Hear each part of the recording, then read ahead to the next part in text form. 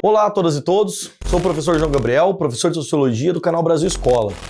Hoje na nossa aula falaremos sobre o que é o Estado Democrático de Direito. Vamos tentar responder essa questão. Vamos tentar montar um pouquinho desde a antiguidade até a modernidade e depois falar um pouquinho sobre a Constituição brasileira e esse princípio de democracia. Mas antes de começar a minha aula, eu quero te convidar. Você é inscrito ao canal do Brasil Escola? Se você não é inscrito ainda, se inscreva e deixe também o sininho ativado para receber as nossas notificações. Bora lá? Então vamos lá. Estado Democrático de Direito. Cara, esse tema é muito bom, né? É um tema porque a gente escuta muito isso. Tal prática fere o Estado Democrático de Direito, né? Os juízes sempre falam isso muito e tal. Vamos entender o que é isso?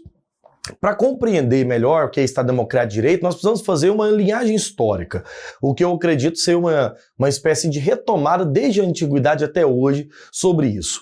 Desde Platão, desde Aristóteles, com a teoria dos estados ideais, né, que eles constituíram, há uma prerrogativa a respeito de uma espécie de vida em sociedade de maneira justa.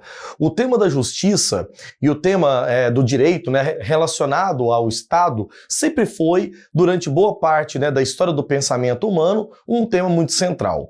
O próprio Platão e Aristóteles mesmo, de um lado Platão com a teoria sofocrática, né, a sofocracia, que é aquela república dos filósofos, que seria governada pela sabedoria, é uma forma de Estado justo.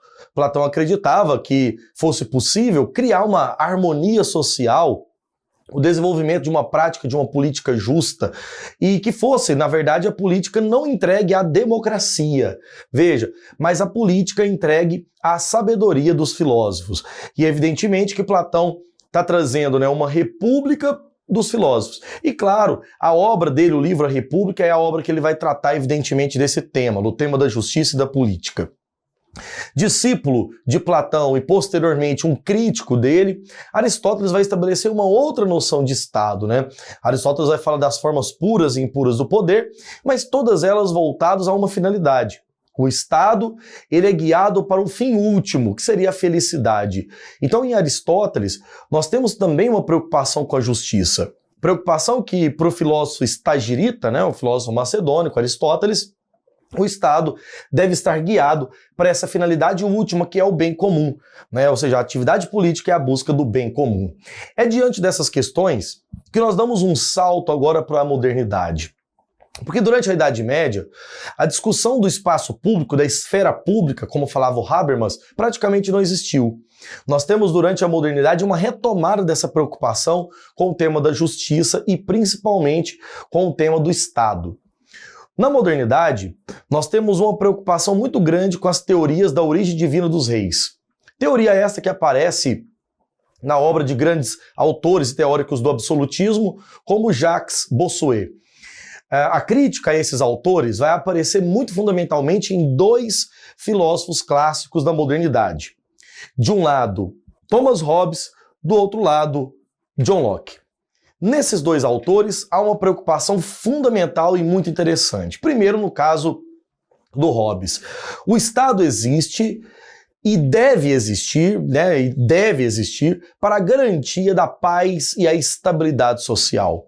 Na leitura do Thomas Hobbes, a função do Estado está com certeza, e aí ele vai dizer isso claramente, em manter os indivíduos sobre uma centralização e uma soberania sobre as vontades particulares.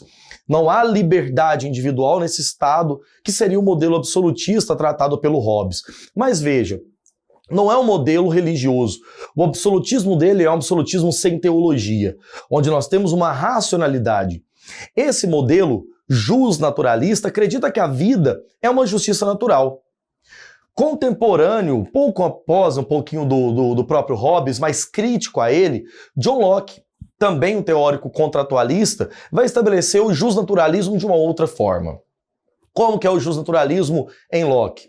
O aparecimento de um Estado deve servir para garantir os direitos naturais do homem.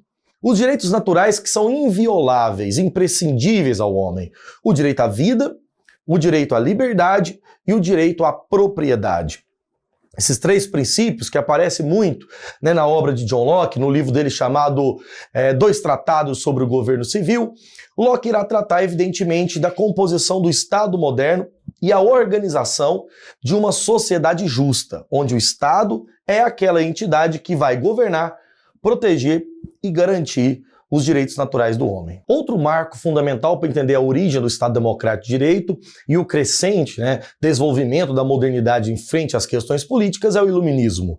O século XVIII, conhecido como o século das luzes, constituiu, na minha opinião, eu acho que o momento mais fundamental para o que a gente entende hoje como os direitos mais democráticos, A origem dos direitos humanos aqui do século XX remonta com certeza raízes ali no século XVIII com dois grandes autores. Poderia citar mais aqui, poderia citar o Kant também, mas eu colocaria principalmente primeiro Rousseau, depois Charles Louis de Secondat, conhecido como Montesquieu. Primeiro o Rousseau. Rousseau acredita que um governo justo é aquele governado pela vontade geral. O homem que havia se perdido do estado de natureza e criado, a partir da propriedade a primeiro contrato social, agora precisa de um contrato justo. Um contrato baseado numa noção plena de isonomia, de tratamento igual perante a lei, sem acúmulo de propriedades e a garantia do acesso aos direitos mais básicos da justiça. Rousseau mesmo acreditava que um dos elementos mais fundamentais do governo é que o governo tivesse uma soberania popular. Olha, soberania popular é um dos elementos mais fundamentais do Estado Democrático de Direito, porque se baseia na elegibilidade, na escolha e na vontade coletiva, o que ele chamou então de vontade geral, princípio da sua filosofia política. Outro aspecto que também é fundamental do Estado Democrático de Direito e foi base para o nosso mundo contemporâneo é aquilo que Montesquieu vai chamar de divisão dos poderes. A divisão dos poderes como um princípio básico da equidade, da justiça e do equilíbrio, o que Montesquieu também falava da interdependência dos poderes, é fundamental. Quando o poder está concentrado na mão de um só, aquele que legisla, aquele que aplica e aquele que julga, estaríamos perdidos. Liberdade não existe quando há abuso ou concentração dos poderes. Crítico ferrenho do absolutismo, Locke, Rousseau, Montesquieu irão fazer críticas profundas a esse antigo regime e a constituição de uma sociedade democrática, ou pelo menos na busca de alguns elementos que hoje, aqui no século XXI, chamamos de democracia. Feito esse histórico, o que nós precisamos entender agora? Como pode ser definido o Estado Democrático de Direito? Quais são os 3 princípios fundamentais? E, além do mais, o que a Constituição brasileira fala desse aspecto? Sendo que logo no preâmbulo da nossa Constituição já tem essa expressão. Vamos lá? Vamos entender essa parte agora? Uma definição bem ampla, eu acho que pelo menos a mais abrangente possível para o Estado Democrático de Direito, é compreender que é todo Estado que se aplica na busca da garantia de direitos civis. Veja, busca da garantia de direitos civis. O que são direitos civis, São os direitos de liberdade individual. Direito à vida, direito à liberdade, de ir e vir, direito de liberdade de expressão. Direito, veja, que condiciona a minha existência, o meu ser enquanto indivíduo. Por exemplo, a proteção à minha vida, à minha segurança, a garantia do meu acesso à propriedade, a minha garantia como dignidade humana. Então, pegando essa definição muito ampla, a gente pode entender que o governo, que é mantido por um Estado Democrático de Direito, ele se sustenta em Constituição, em Carta Magna. Ele se sustenta em torno de um texto que dá pelo menos 3 características que são evidentemente básicas. Uma primeira delas, e eu acho que é fundamental, é a noção de soberania popular. Ou seja, o governante ele não tem autonomia, vamos pensar assim, sobre o governo. O governante ele tem, na verdade, uma função a executar, a produzir sobre um mandato criado por um povo. Então, veja, o povo delega, principalmente nas democracias representativas, uma função a esse determinado governante.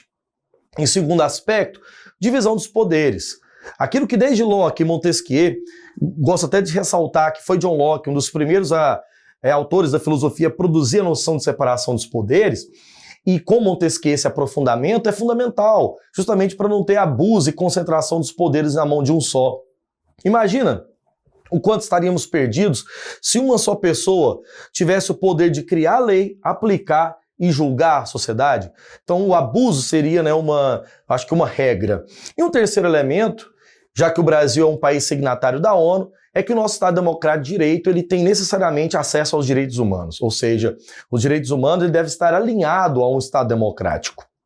Nenhum princípio constitucional brasileiro pode ferir essa Carta Internacional de 30 artigos dos direitos humanos. Portanto, toda vez que você lembrar de Estado Democrático de Direito, vamos lembrar de soberania popular, lembrar, em segundo lugar, da divisão dos poderes e relação direta aos direitos humanos como princípio básico e fundamental dessa forma de governar. Para tentarmos agora aplicar, na prática como que funciona o Estado Democrático de Direito, eu vou trazer aqui agora duas citações diretas.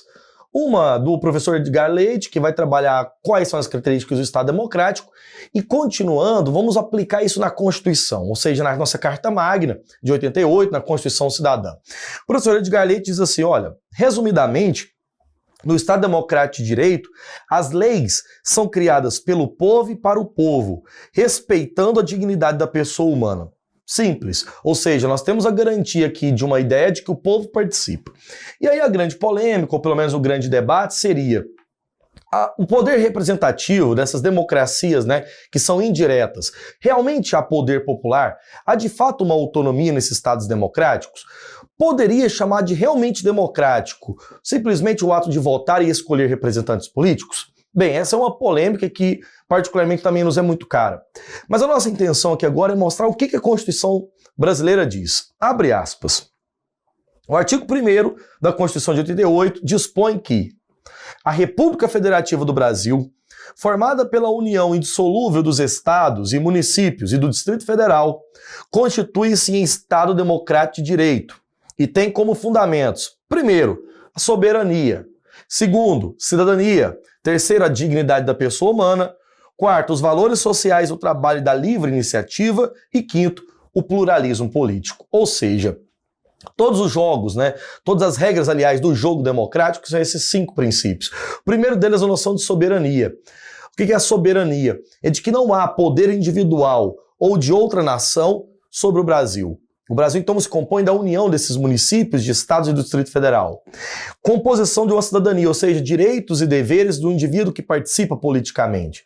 Em terceiro aspecto, dignidade da pessoa humana, ou seja, o respeito a todos os direitos que são imprescindíveis à existência de um ser humano. Quarto lugar, a iniciativa ao trabalho, os valores sociais da sociedade que impõem o trabalho. Claro, vivemos a todo momento aí um problema prático em relação ao desemprego, a problemas como resquício de escravidão. E quinto lugar, o pluralismo político, ou seja, uma regra democrática fundamental que me parece distante da prática é a diversidade política.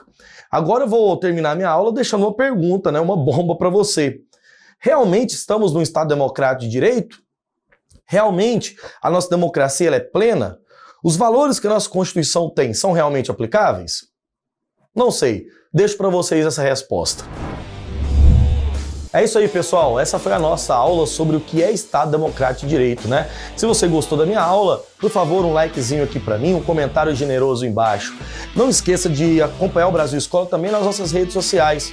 Temos Facebook, temos Instagram e temos o Twitter, com muito conteúdo gratuito nas nossas redes, tá bom? Agradeço você, um abraço e até o nosso próximo encontro.